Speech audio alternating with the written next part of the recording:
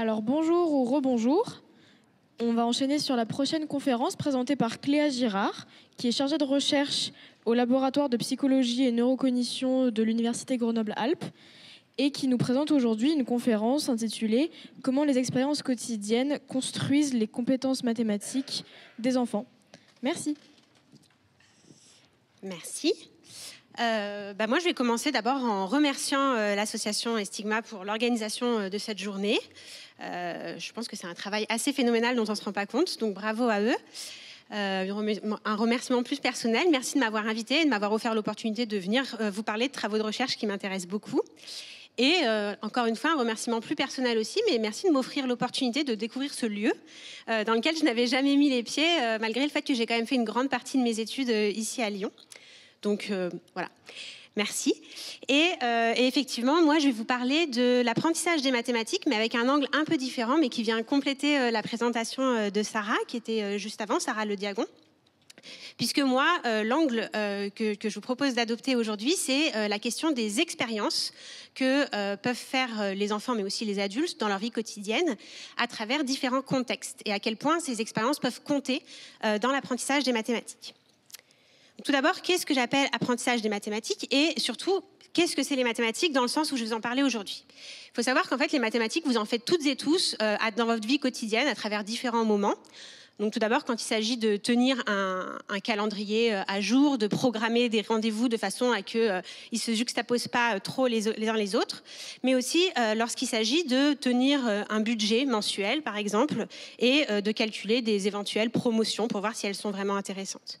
Vous utilisez aussi les mathématiques pour comprendre des résultats de santé, une analyse de sang, ou encore pour préparer un gâteau dont vous voulez qu'il soit réussi et vous allez suivre scrupuleusement la recette, mais vous allez adapter les quantités au nombre de personnes qui vont manger ce gâteau. Donc pour toutes ces choses-là de la vie quotidienne, en fait, vous allez utiliser un code mathématique que vous avez appris à un moment ou un autre. Et ce code mathématique, ce langage mathématique, il se décompose de deux façons. Une première façon, c'est les mots-nombres. Donc c'est le fait que pour chacune des quantités, vous allez avoir un mot spécifique pour désigner ces quantités. Donc ces mots-nombres, vous les connaissez tous et toutes. C'est cette chaîne-là, mais qui va jusqu'à l'infini, puisqu'en faisant des combinaisons de mots, on arrive à désigner toutes les quantités. Donc ça, c'est un premier code pour dire les quantités, pour faire des mathématiques. Mais il y a aussi un deuxième code que vous connaissez aussi, c'est le fait de ne plus utiliser des mots, mais d'utiliser des symboles, des chiffres arabes, qui disent la même chose, mais qui le disent encore une fois d'une autre façon, et qui désignent aussi des quantités. Et l'apprentissage de ces deux codes, il va ensuite vous permettre de les manipuler, de les comparer, de savoir qu'est-ce qui est plus grand que quoi, de les manipuler en les ajoutant, en les soustrayant, etc. Mais sur ces compétences, on n'est pas tous égaux. Et on n'est pas tous égaux dès le plus jeune âge. On sait qu'il y a des différences dans l'apprentissage des enfants, dans ces compétences plus ou moins élaborées des mathématiques. Et pour comprendre ces différences de compétences, il y a différents travaux de recherche qui existent, et notamment un premier champ de travaux de recherche qui complète du coup ce que disait Sarah tout à l'heure, qui va consister à aller étudier, comprendre quels sont les mécanismes de différents domaines ou sous-domaines cognitifs. On sait par exemple que l'apprentissage des mathématiques, il est très fortement lié à l'apprentissage du langage, parce qu'on sait qu'il y a une composante verbale très forte dans les mathématiques. Déjà parce que, comme je vous disais tout à l'heure, c'est un code, une langue spécifique à apprendre, mais pas que. On sait aussi que ça va être en lien avec votre cognition spatiale, votre capacité à vous orienter dans l'espace. Ou encore, comme le disait Sarah tout à l'heure, tout ce qui est lié à la mémoire de travail, le fait d'avoir des informations en mémoire à court terme, de les manipuler, de les mobiliser, etc. Ça, c'est un premier champ de recherche très majoritaire qui permet d'étudier en psychologie cognitive les différences dans les apprentissages en mathématiques chez l'enfant. Mais il y a aussi un deuxième champ de recherche qui va davantage s'intéresser à comprendre comment les enfants font des expériences dans leur vie en fonction des contextes dans lesquels ils sont insérés. Donc ces deux champs de recherche, un peu schématiquement, je vous les présente comme séparés. Dans la réalité de la recherche, ils sont très complémentaires et ils ont plein de points d'intersection. Ce n'est pas des champs de recherche qui s'excluent l'un de l'autre. L'idée, c'est surtout pas de dire c'est que les contextes et que les apprentissages qui comptent. Bien évidemment que toute cette question des domaines et sous-domaines cognitifs est très importante. Donc qu'est-ce que j'appelle contexte et expérience de l'enfant ? Et comment, aujourd'hui, dans le cadre de cette présentation, je vais définir un peu schématiquement ces questions de contexte dans lequel les individus et les enfants sont placés. Le premier contexte le plus large que je vais évoquer aujourd'hui, c'est la question du pays dans lequel grandissent ces enfants. Et bien sûr, l'autre question du contexte qui est directement liée au pays, c'est le système scolaire.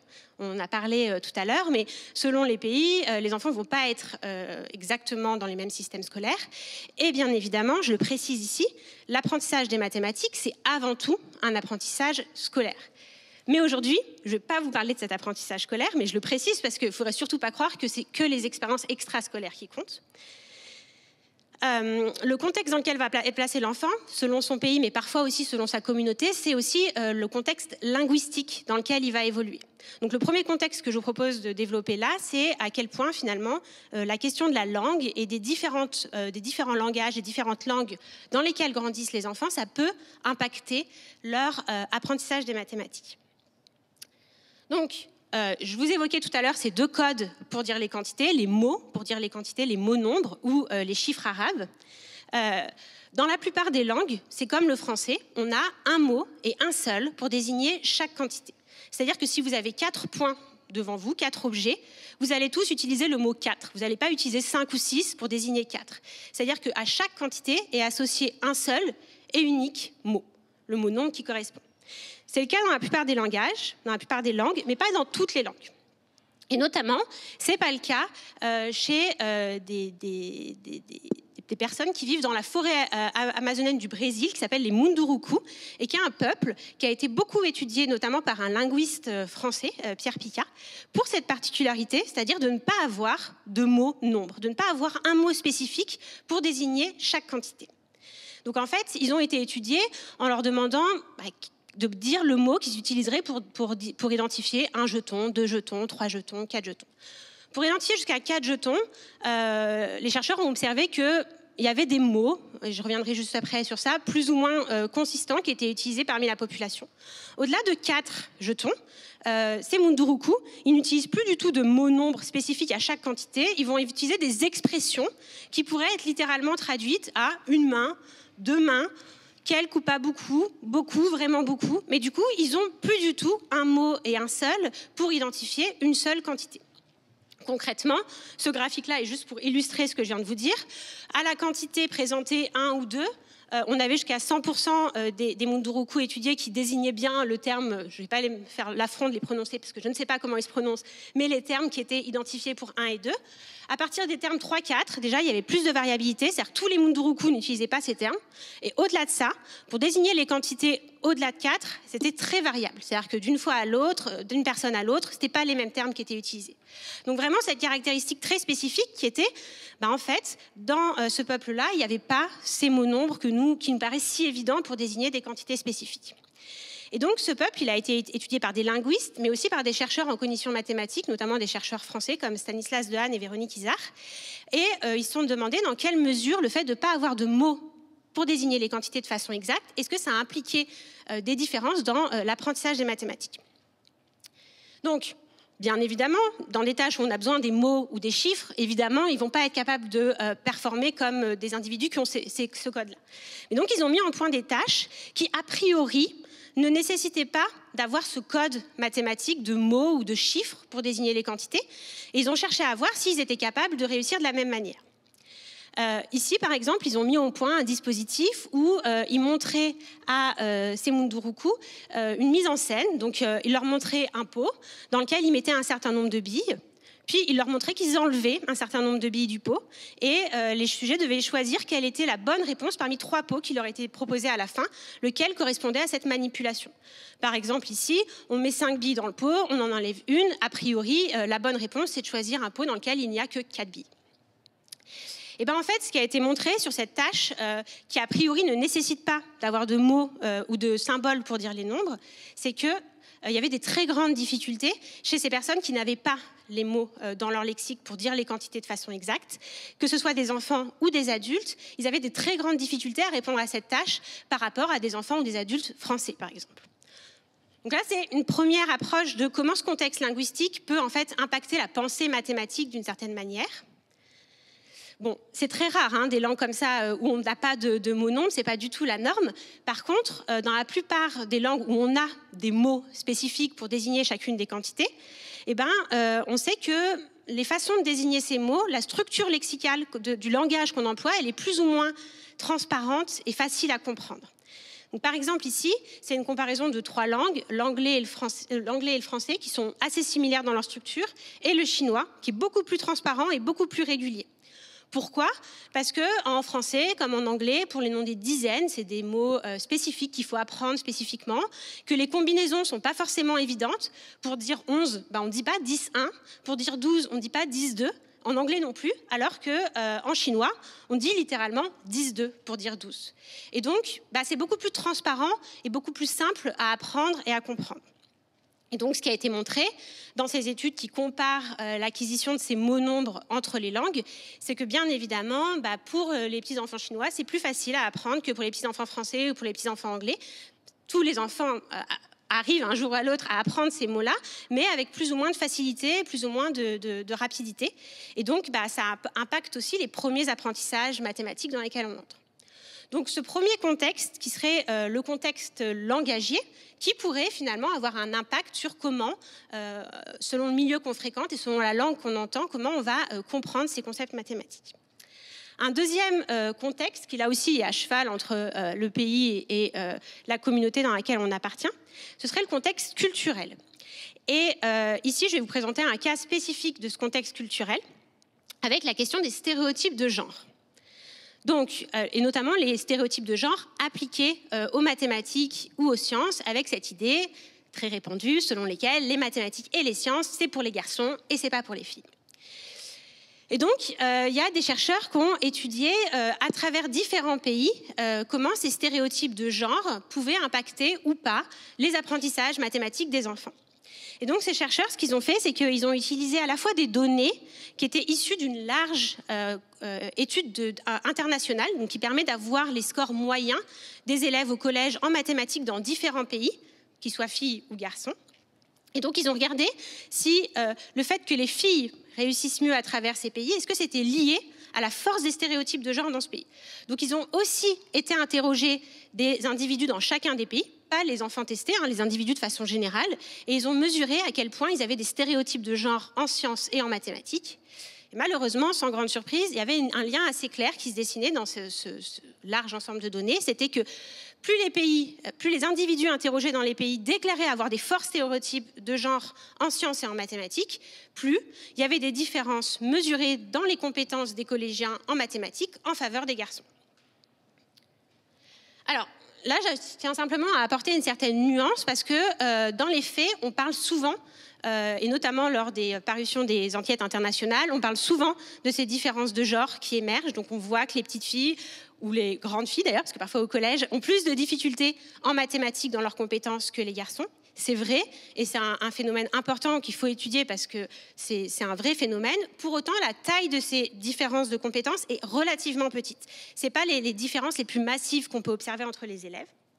Par contre, ce que ça explique de façon assez massive, c'est les choix d'orientation scolaire qui sont faits ensuite par les jeunes filles, avec peu d'élèves collégiennes, lycéennes qui s'orientent vers des filières scientifiques, mathématiques. Et donc, j'en profite pour mettre cette image de ce livre qui vient de paraître, que je dois reconnaître tout de suite que je n'ai pas lu, mais j'ai assisté à une conférence sur ce livre. Et donc, c'est un livre qui a été coécrit, entre autres, par une sociologue et une mathématicienne, et qui s'adresse directement, en fait, aux collégiennes, pas que, mais surtout aux collégiennes, et qui vise un peu à déconstruire ces stéréotypes sur les choix des orientations scolaires qui sont faits. Là où on a une différence aussi qui émerge, par contre, selon le genre, c'est dans une composante émotionnelle des mathématiques. Là, je vous parlais jusqu'à présent des différences de compétences qu'on évalue sur les scores, est-ce qu'ils sont meilleurs, est-ce qu'ils ont des difficultés, mais on a aussi une composante émotionnelle des mathématiques qui s'appelle l'anxiété des mathématiques. Je ne sais pas si vous en avez déjà entendu parler, mais je suis sûre que certains d'entre vous ont déjà expérimenté cette anxiété ou connu quelqu'un qui avait cette anxiété. Donc, l'anxiété des mathématiques, c'est un phénomène qui a été décrit il y a déjà plus de 50 ans dans la littérature.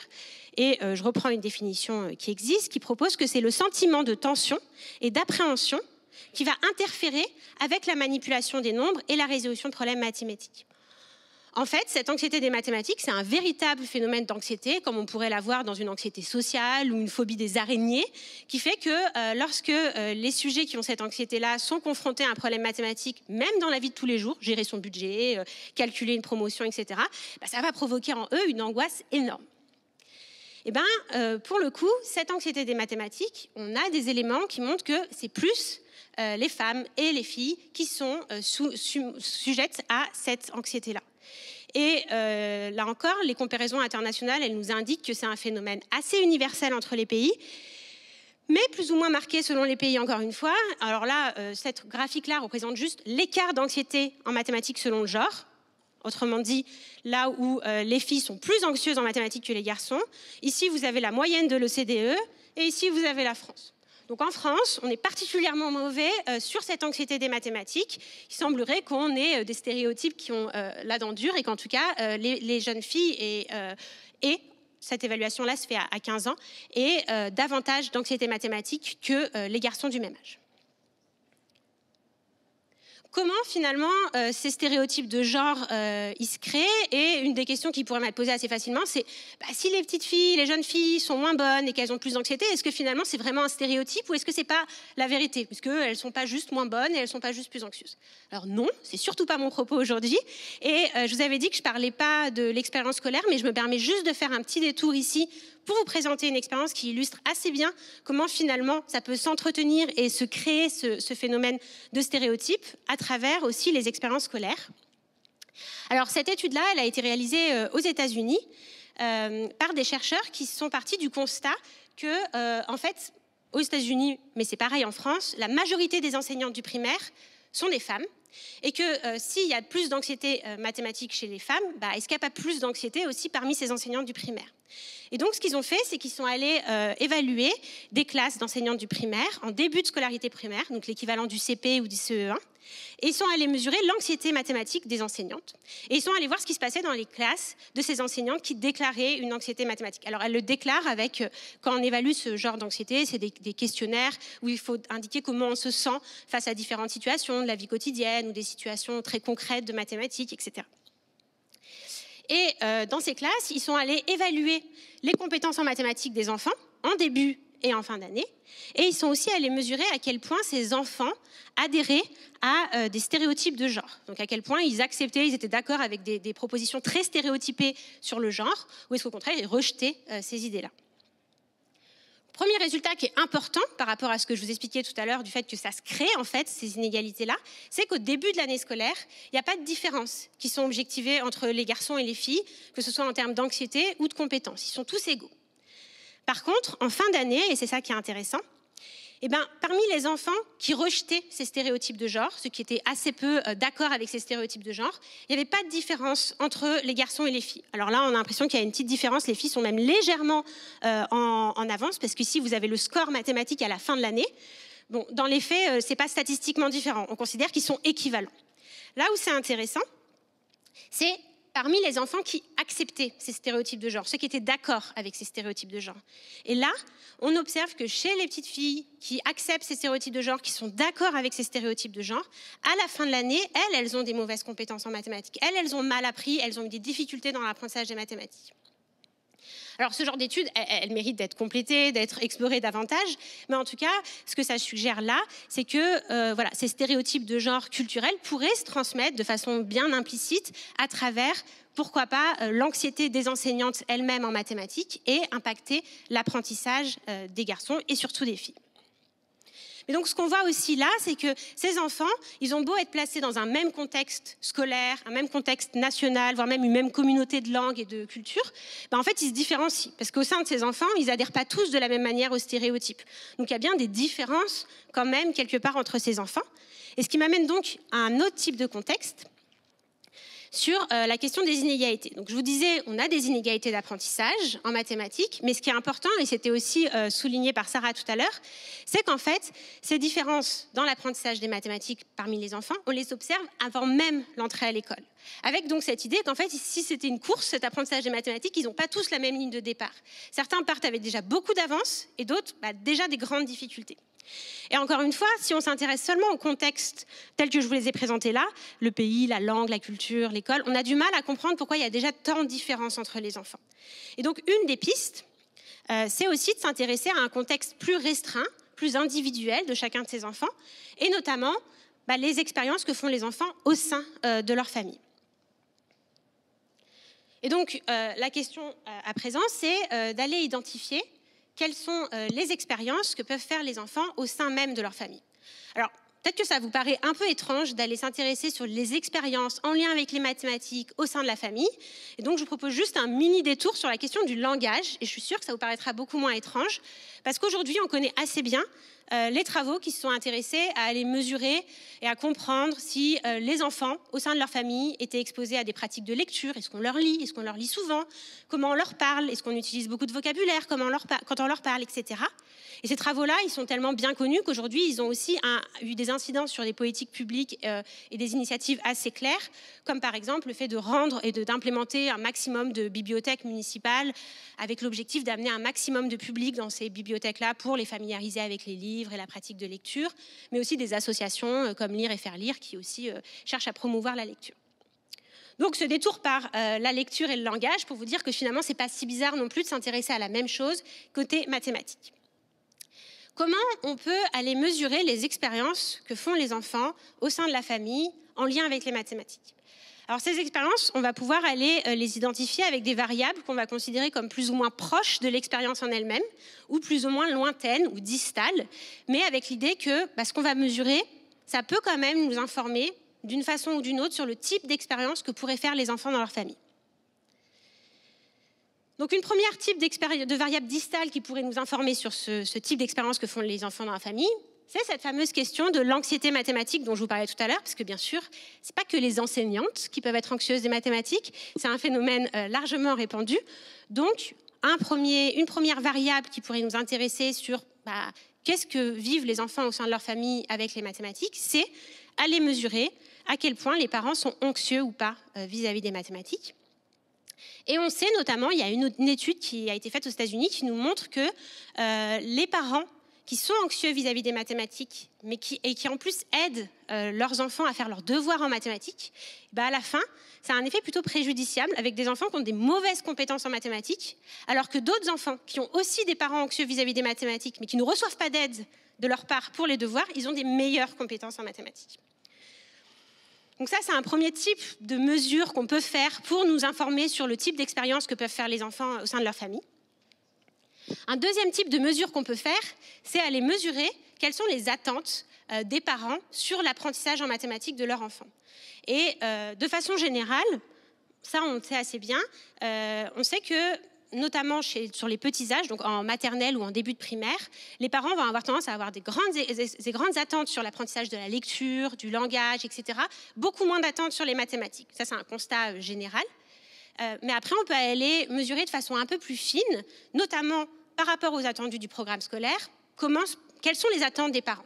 Et par exemple, en début de CP, le programme scolaire de l'éducation nationale en France nous dit que les enfants sont censés savoir connaître et utiliser les nombres jusqu'à 10. Ils sont censés savoir aussi identifier des formes, résoudre des problèmes.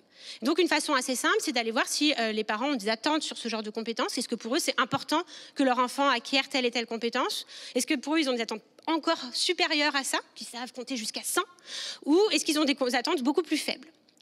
Et ces attentes, en fait, les études montrent assez robustement qu'elles vont être liées à ce que les parents déclarent faire au sein de leur famille. En fait, ces attentes, plus les parents ont des attentes élevées, plus on sait aussi qu'ils vont avoir tendance à faire beaucoup d'activités avec des mathématiques au sein de la famille. Qu'est-ce que j'appelle activité mathématique au sein de la famille? Alors, c'est une large question et très certainement que ce que vous vous représentez en premier quand je parle d'activités mathématiques, c'est ce que nous, on appelle dans la recherche les activités formelles. Ça va être toutes les activités qui vont être faites par le parent avec l'enfant dans un but vraiment d'enseignement, d'apprentissage. On va faire réciter les tables de multiplication à son enfant, on va le faire compter jusqu'à 100, on va lui faire compter des objets, etc. Donc, c'est des activités qui sont vraiment faites avec un but d'enseignement. On va faire apprendre telle et telle compétence à son enfant. Mais en fait, ce qu'on a identifié, c'est qu'il y a plein d'autres activités du quotidien qui sont aussi des activités mathématiques, même si vous n'en avez pas forcément conscience. C'est des activités qui vont, d'une façon ou d'une autre, embarquer du contenu mathématique, mais qui ne vont pas nécessairement être faites avec ce but d'enseignement, d'apprentissage, etc. C'est par exemple lorsqu'on fait la cuisine, il va falloir peser, compter, mesurer des quantités. Lorsqu'on fait les courses, qu'on achète 3, 4 pommes, qu'on les pèse dans un sachet. Mais aussi toutes les activités de jeu, quand on joue au jeu de loi, on lance un dé, on avance un pion d'un certain nombre de cases. Quand on joue à un jeu de cartes comme le Uno, on compare les chiffres, etc. Donc toutes ces activités-là du quotidien, qui ne sont pas forcément faites, encore une fois, avec un but vraiment conscient de transmission d'apprentissage, c'est aussi des activités qu'on considère comme des activités mathématiques. Et ce que montre la recherche à ce sujet, c'est que plus les parents déclarent faire ce genre d'activité avec leur enfant, qu'elles soient formelles ou informelles, qu'elles soient faites avec un but explicite d'apprentissage ou qu'elles soient davantage embarquées dans du quotidien, plus les enfants ont de bonnes compétences en mathématiques. Une autre façon d'aller mesurer les expériences de l'enfant au sein de ce contexte familial, qui est finalement la façon la plus proche d'aller mesurer les expériences de l'enfant, c'est d'aller mesurer le langage que le parent emploie lorsqu'il s'adresse à l'enfant. Parce qu'on peut très bien imaginer que lors des activités de cuisine, tous les parents ne vont pas employer de la même manière du contenu mathématique. Et donc là, c'est d'aller mesurer exactement ce que le parent dit à l'enfant pendant ces activités et combien de fois il le dit, comment il l'utilise, etc. Donc aller quantifier ce fameux langage dont je vous parlais en préambule. Et là aussi, les études qui ont fait ça, elles montrent que plus les parents utilisent du langage mathématique avec leurs enfants, plus les enfants ont des bonnes compétences en mathématiques. Et ça a même été montré sur des études qui suivent les enfants dans le temps et où on s'intéresse en fait au langage qui est employé par le parent avec des bébés, des tout petits. C'est même pas des enfants qui ont l'âge d'entrer à l'école. Et en fait, on se rend compte qu'il y a un lien ensuite avec les compétences qu'on mesure chez les enfants.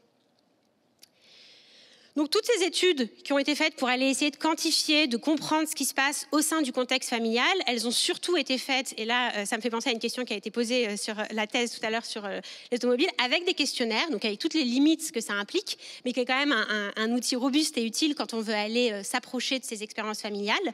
Donc concrètement, on demande aux parents d'indiquer pour différents types de compétences à quel point c'est important pour eux, on demande à indiquer quelles sont la fréquence avec laquelle ils font telle ou telle activité. Et bien sûr, l'idée, pour essayer de limiter les biais, même si encore une fois ça reste biaisé dans ce genre d'études, c'est de ne pas interroger les parents que sur les maths. Et notamment les interroger sur leurs pratiques de lecture, par ailleurs, leurs activités sportives, leurs activités de musique, histoire que le focus de l'étude ne soit pas uniquement sur les mathématiques et votre enfant à la maison. Et un autre type d'outil qui est utilisé, moins souvent, mais quand même de façon assez régulière, c'est les enregistreurs. Parce qu'en fait, pour aller mesurer le langage que le parent emploie lorsqu'il s'adresse à l'enfant, pas beaucoup d'autres manières, à moins d'être planté devant eux pour les écouter, que d'utiliser des enregistreurs. C'est un champ de recherche assez récent, mais qui est quand même en expansion, à tel point qu'en 2021, il y a une méta-analyse qui a été publiée sur le sujet. Je ne sais pas si vous savez ce que c'est qu'une méta-analyse, mais comme son nom l'indique, c'est une analyse large. Et l'objectif d'une méta-analyse, c'est de reprendre les études qui ont été publiées sur le sujet, surtout reprendre leurs données, pour refaire des analyses beaucoup plus robustes sur beaucoup plus de données. Et en l'occurrence, cette méta-analyse, elle a été faite sur plus de 60 études sur le sujet. Et la conclusion de cette méta-analyse, c'était de montrer qu'il y avait un lien robuste, statistique, entre ces expériences familiales, donc qu'elles soient mesurées avec les attentes, l'anxiété, les activités, le langage, et les compétences en mathématiques des enfants. Donc maintenant que je vous ai dit ça, pourquoi c'est important de s'intéresser et pourquoi ça semble une piste de recherche importante de s'intéresser à ce contexte plus local, familial? Parce que il y a différents contextes, comme je vous l'ai dit tout à l'heure, qui sont imbriqués les uns les autres. Il y a certains contextes sur lesquels on ne peut pas trop avoir de poids. On va pas changer comme ça la langue qui est parlée dans un pays pour faciliter l'apprentissage des mathématiques. On ne va pas facilement changer les normes culturelles et les implicites culturelles.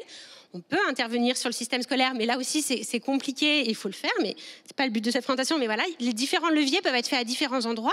Mais là où c'est intéressant avec ce contexte familial, c'est que, et c'est l'objectif de ce que je vais vous montrer à présent, c'est surtout pas fixé. L'idée, c'est, en fait, ça peut être des leviers de choses à mettre en place à différents niveaux de ces expériences qui pourraient faciliter les apprentissages des enfants et surtout réduire les inégalités qu'on observe au plus jeune âge.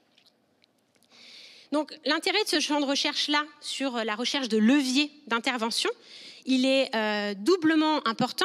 Il est d'abord important d'un point de vue théorique, parce que tout ce que je vous explique depuis tout à l'heure sur les expériences que font les enfants au sein de leur famille, c'est corrélationnel. Qu'est-ce que ça veut dire? Ça veut dire qu'on observe que plus les parents déclarent ces activités, plus les enfants ont des bonnes compétences. Mais on n'est pas sûr qu'il y ait un lien de cause à effet. Ça peut très bien être que les enfants qui sont meilleurs en mathématiques, qui aiment mieux ça, vont faire plus d'activités avec leurs parents parce que les parents ont compris que c'était un truc qui leur plaisait.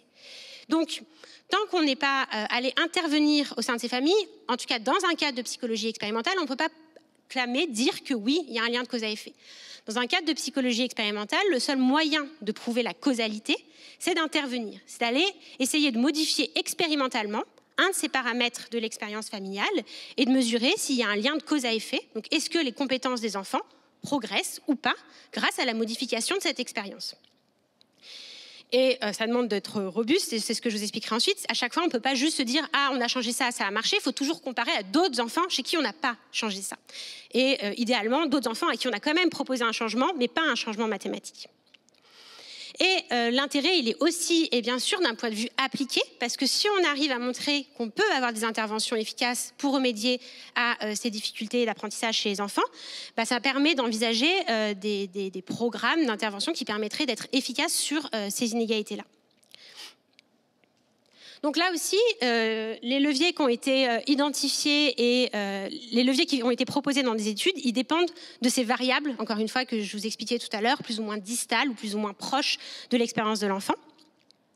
Et donc un premier type d'étude qui s'est intéressé à cibler les expériences de l'enfant de façon un peu indirecte, en amont de l'expérience elle-même, et notamment autour de ces activités de cuisine que j'évoquais précédemment. Et donc là, les chercheurs, ils ont observé les parents et les enfants en train de cuisiner. Et pour les mettre tous dans une situation où on pouvait les observer et les comparer de façon assez stricte, ils leur ont donné les recettes, ils leur ont donné le matériel pour la recette, les ingrédients, etc. La seule différence, c'est que dans un groupe, ils donnaient juste la recette. Et dans l'autre groupe, ils incorporaient en plus dans cette recette, sur ces fiches de recettes, des conseils mathématiques aux parents sur le fait de poser à votre enfant la question de combien il y a de pommes, de combien on met de grammes de farine, etc.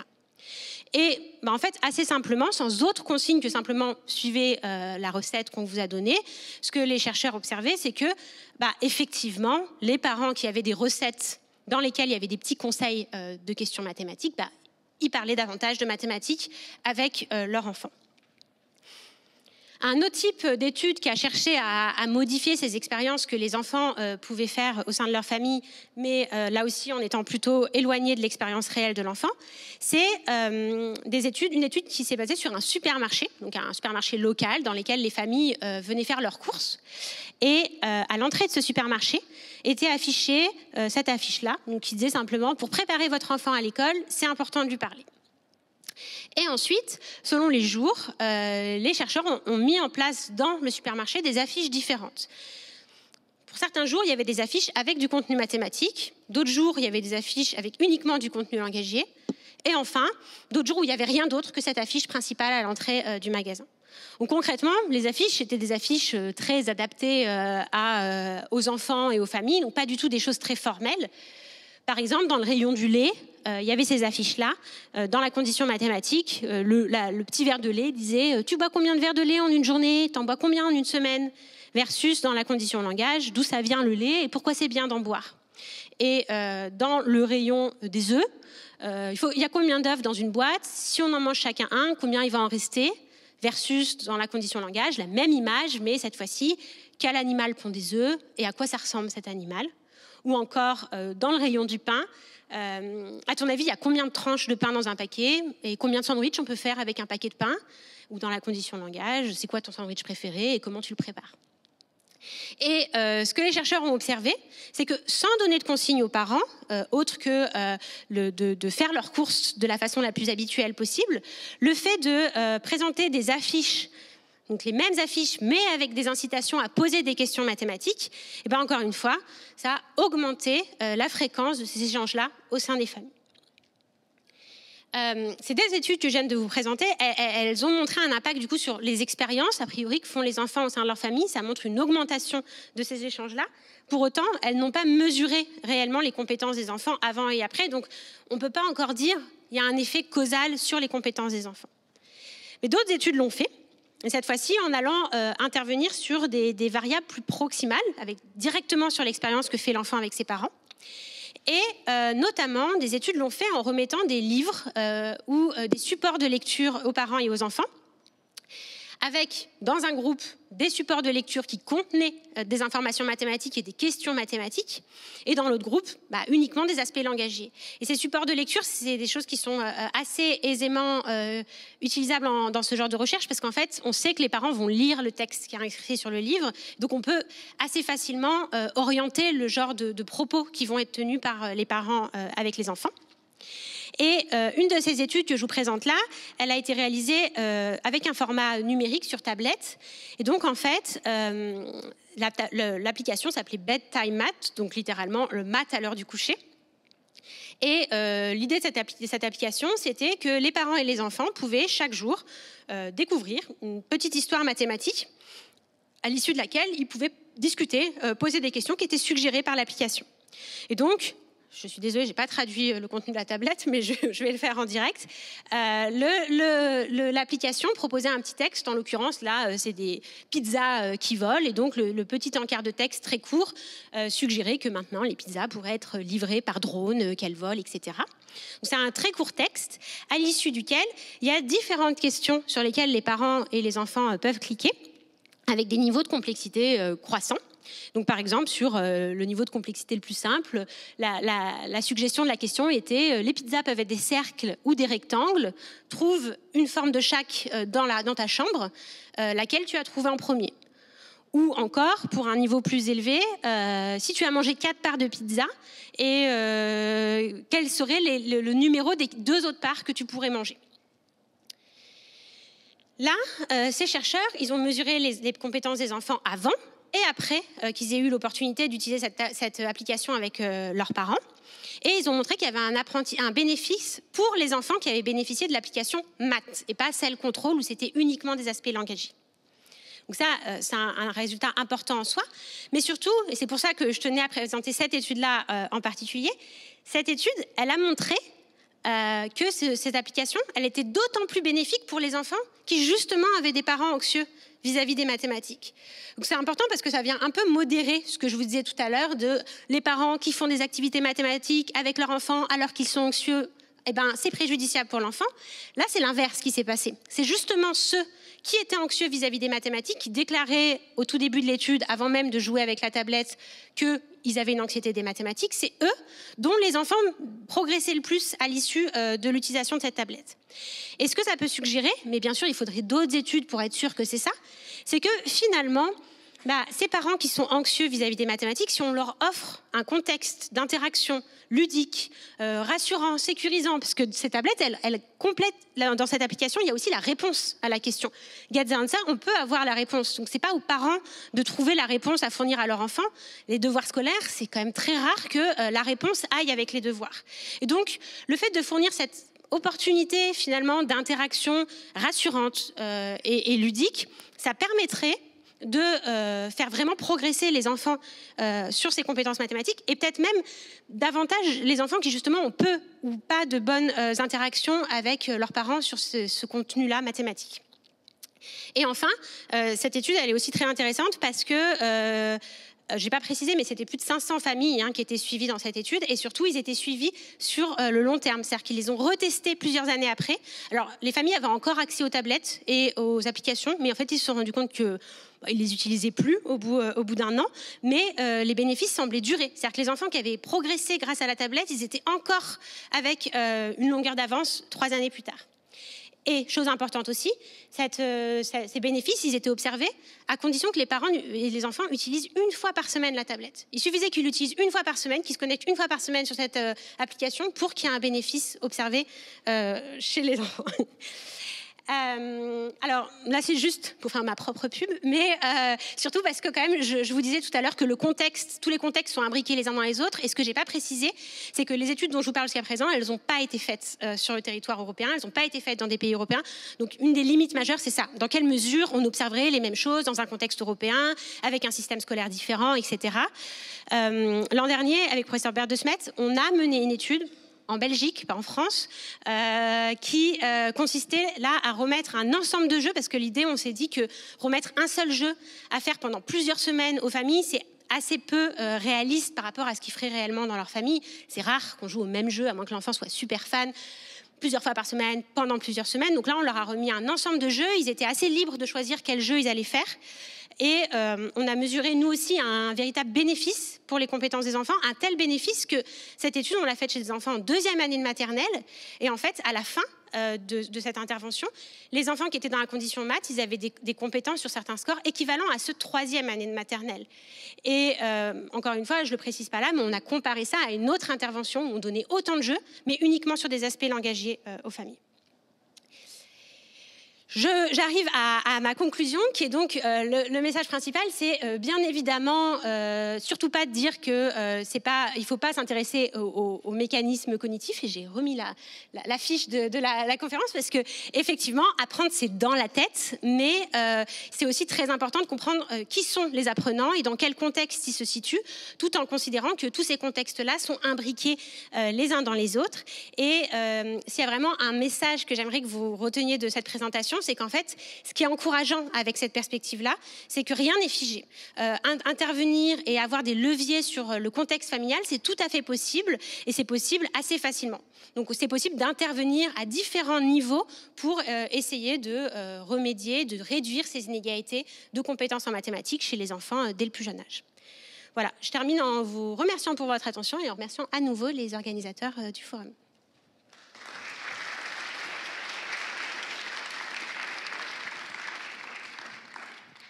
Merci Cléa. Oui, il fonctionne, pardon. Merci Cléa. Et je vous invite à me faire signe si vous avez des questions à poser. Oui.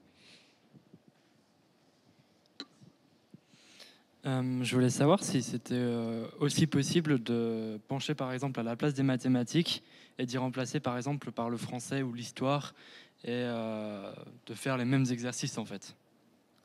C'est-à-dire, je ne suis pas sûre d'avoir compris la question. Dans les interventions Ouais, les interventions, par exemple, comme vous donniez l'exemple, par exemple, à la place du Uno, par exemple, j'avais un jeu qui me venait en tête, je ne sais plus comment ça s'appelle, où on doit replacer les dates de chaque événement.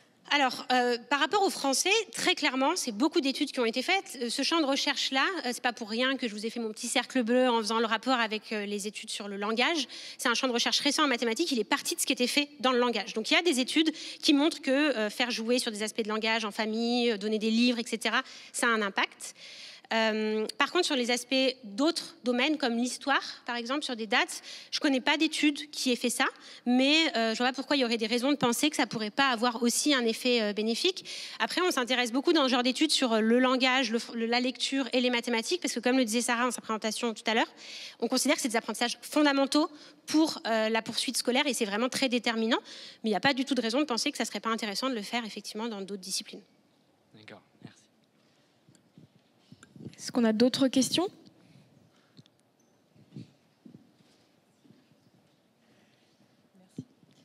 Est-ce qu'il y a d'autres études qui ont été menées sur des âges différents ?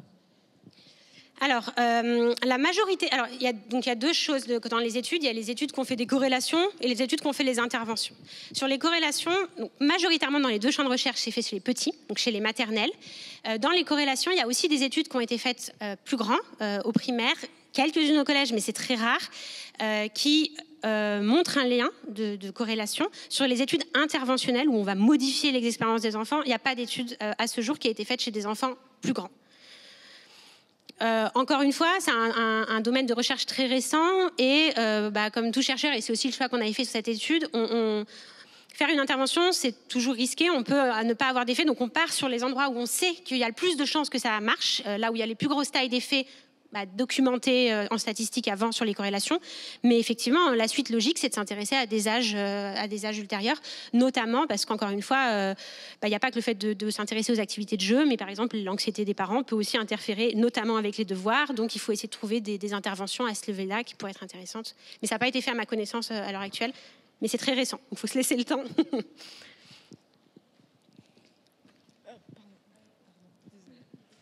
Ce qui m'intéresse aussi, c'est de voir la suite en fait de ce développement-là dans l'apprentissage quand on est adulte. Donc avant vraiment d'être en andragogie, vraiment qu'est-ce qui se passe dans cette période d'entre-deux parce qu'on apprend toute notre vie. Ouais. Et du coup, c'est avant d'être vraiment un apprenant adulte, j'aimerais savoir s'il y a des études qui sont menées sur cette période de transition entre l'enfance et l'adulte avec ses expériences. Ok, donc là on sort du cadre, parce que là les recherches qui sont menées et celles que, par exemple, dont j'ai pu faire la lecture, c'est vraiment les études qui sont sur l'environnement familial, c'est le terme qu'on utilise. Il n'y a pas de raison de penser que les expériences qui sont faites ensuite, par exemple pour le cadre d'un changement d'emploi, une expérience professionnelle qui amène à devoir fréquenter davantage les mathématiques, il n'y a aucune raison de penser que ça n'a pas d'incidence, mais c'est plus on fonctionne un peu avec des champs disciplinaires, on n'est plus dans la même thématique que l'influence familiale, parentale, même si bien sûr ces adultes un jour feront leur propre famille, mais voilà, on sort de ce cadre-là de recherche. Voilà. Oui, une petite question. Si on voit quand on a des parents qui ont des problèmes avec les mathématiques, si on les aide un peu, ils arrivent à mieux accompagner les enfants et qu'on a des résultats, est-ce qu'on ne pourrait pas donner les résultats des exercices que les maîtresses de maternelle donnent à leurs enfants sur les mathématiques pour qu'elles soient moins stressées et qu'elles puissent... Enfin, c'est une blague, mais est-ce qu'il n'y a pas un problème juste là-dessus? Et deuxième point, sur ces points qui sont... qui me semble assez évident. On a des parents ou un accompagnement qui va aider. J'ai l'impression que le résultat ne peut être que bénéfique pour les enfants. Quel est l'objectif de ces études au final? Est-ce qu'il y a des fois des contradictions qu'on peut voir ou est-ce qu'on vient à chaque fois enfoncer une porte ouverte? Je ne suis pas d'accord sur la porte ouverte parce que je ne suis pas sûre qu'avant de venir à cette conférence, beaucoup d'entre vous avaient le sentiment que parler de mathématiques en famille, c'était forcément important. Encore une fois, aujourd'hui, on sait à quel point le langage et la lecture en famille, c'est important. La question des mathématiques, elle est quand même beaucoup déléguée à l'école. On a beaucoup moins cette conscience-là de la question. Peut-être pas pour vous, mais dans l'ensemble, c'est plutôt ce qui est mesuré. Et encore une fois, quand je disais ces attentes, elles sont très différentes. Les mathématiques, c'est scolaire avant tout. On pense moins comme un apprentissage qui peut aussi se faire en famille. D'ailleurs, il n'y a pas beaucoup d'initiatives dans les politiques publiques. Les ludothèques, par exemple, sur le fait de jouer en famille, c'est quand même tellement moins répandu que les bibliothèques. Donc, peut-être que oui, on n'invente pas l'eau chaude en disant que faire des mathématiques en famille, ça aide les enfants, mais c'est important de le prouver, de le documenter statistiquement pour ensuite mettre en place des choses. Encore une fois, le simple fait de se dire qu'informer en mettant des affiches, de suggérer aux parents de penser à parler de mathématiques, ça pourrait modifier ça. Pourquoi s'en priver? Et encore une fois, je ne suis pas si sûre que d'un point de vue sociétal, les mathématiques soient tellement considérées aussi comme un apprentissage qui peut se faire en famille.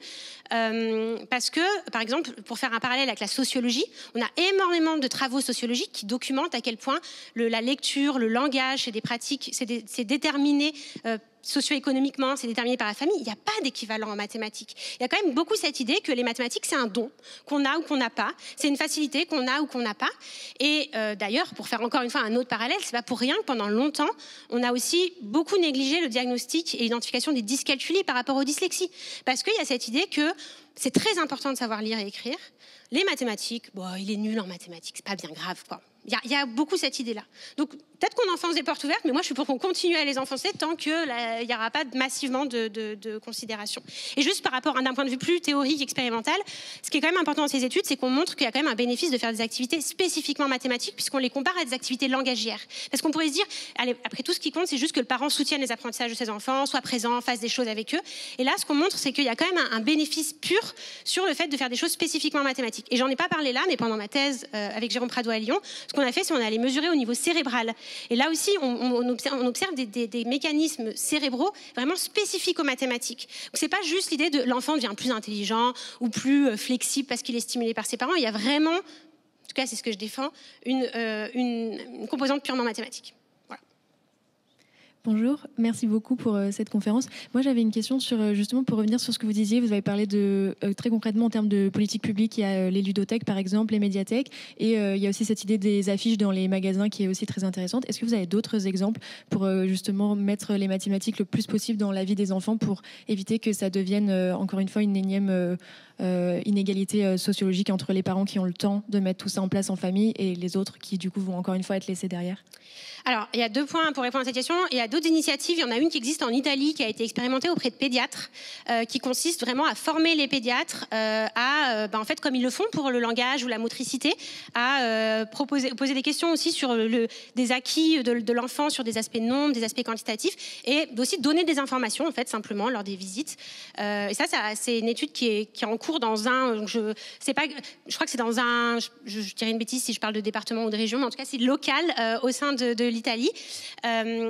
Sur l'autre question, c'est tout à fait vrai. Le problème d'envisager que des interventions, et c'est pour ça que je présentais les affiches, etc., et la cuisine, d'envisager que des interventions sous le biais de jouer, lire, etc., toutes les familles n'ont pas le temps, ni l'espace mental pour jouer de façon qualitative avec leur enfant. Et c'est pour ça que le message, c'est aussi de se dire, en fait, c'est aussi dans les activités du quotidien. Faire à manger, même si c'est juste mettre un plat au micro-ondes, toutes les familles le font à un moment ou à un autre, et mettre un plat au micro-ondes, c'est lancer un certain nombre de temps par rapport au micro-ondes. Rien que ça, en avoir conscience, c'est important. Et ensuite, bien entendu, l'apprentissage des mathématiques, c'est ce que j'ai dit en amont, c'est un apprentissage scolaire. Donc aussi, le bout de la boucle, c'est aussi de se dire, en fait, ce qu'on identifie qui fonctionne ou pas dans ces familles, c'est de voir comment on pourrait... Et ça, c'est encore tout un champ de recherche à développer, comment on pourrait l'incorporer au sein de la classe, et notamment en maternelle. Si des enfants n'ont pas d'expérience de jeu de ce type-là, il faut trouver un moyen que ça soit à d'autres moments que dans la famille. Merci pour cet exposé. Vous avez parlé de dyscalculie. Je voulais savoir si ces activités en famille pourraient aider les enfants qui, eux, n'ont pas le sens du nombre, du départ. Alors, sur la question de la dyscalculie, il y a 2 études à l'heure actuelle. Donc en fait, on ne sait pas grand-chose. Je parle dyscalculie et environnement familial. Bien sûr que sur la dyscalculie, il y a beaucoup plus d'études. Donc en fait, on sait assez peu ce qui se passe. Ce que montrent ces 2 études, c'est, et encore une fois, elles sont à prendre avec des pincettes, c'est d'un point de vue corrélationnel, les parents... C'est des antécédents de dyscalculie dans la famille, donc le frère, la sœur, c'est des enfants qui n'ont pas encore développé dyscalculie. Et le fait que les parents fassent des activités avec leur enfant, ça semblerait permettre aux enfants des meilleures compétences. Donc un effet bénéfique, protecteur. À l'heure actuelle, sur la dyscalculie, on est vraiment en manque de données. Par contre, on en a du côté de la dyslexie, qui sont aussi en débutante, mais qui là aussi montrent qu'il y a vraiment un potentiel effet protecteur. Et elle documente même au niveau cérébral ce qui se passe avec vraiment le recrutement de réseaux compensatoires pour la lecture, etc. Voilà. Après, c'est une vaste question. On ne pourra pas résoudre les problèmes 10 uniquement avec les pratiques familiales, mais c'est tout à fait important et, à mon sens, significatif de les prendre en compte dans le diagnostic et dans la prise en charge. Bonjour. Bonjour. Vous nous avez montré l'importance du contexte et du langage en nous mettant en évidence la différence qu'il y a entre les Chinois et puis les Occidentaux. Est-ce que le cerveau d'un Chinois, entre guillemets, fonctionne différemment du cerveau d'un Occidental ? En particulier, est-ce qu'il y a des zones du cerveau qui s'allument, des zones différentes de cerveau qui s'allument pour des tâches ou des réflexions similaires ? À ma connaissance, non. Et de façon générale, par exemple sur la question du langage, on sait qu'au sein même d'une même communauté de langage, en fait, on peut avoir des différences dans l'activation cérébrale. Par exemple, pour la résolution d'un problème arithmétique, on va avoir des gens qui vont plutôt recruter des zones cérébrales liées au langage ou d'autres plutôt liées justement à cette cognition spatiale. À ma connaissance, il n'y a pas Je sais que par exemple, ça va être des choses différentes sur les pictogrammes qu'ils peuvent utiliser, qui vont être différents. Mais après, je ne suis pas du tout experte. Donc, à ma connaissance, non. Et surtout, à ma connaissance, il y a des différences au sein d'une même langue, mais je ne pourrais pas vous répondre davantage que ça à cette question. Juste une question rapide. 1, 2, oui. Ça fait le lien avec la présentation d'avant. En préparation mentale, on dit souvent que les mathématiques, ça permet de nous éloigner des émotions parce que ça fait appel à 2 cerveaux différents. Est-ce que vous pouvez peut-être éclaircir cette notion ou Non, et surtout, je pourrais laisser la parole à Patrick Lemaire qui présente après moi, puisqu'il va vous parler d'émotions. Je ne sais pas si mathématiques aussi. Et non, du coup, c'est pas du tout quelque chose sur lequel je validerai cette représentation de 2 cerveaux et un cerveau mathématique et un cerveau émotionnel qui serait séparé. Mais je vais laisser la parole à l'expert sur cette question-là. Exactement, je vous remercie Cléa pour l'intervention et je vous invite à poser d'autres questions potentielles à l'extérieur de l'amphi, mais je vous invite aussi à rester pour la dernière conférence de la journée pour écouter Patrick Lemaire nous présenter une conférence sur comment est-ce que les émotions changent nos souvenirs.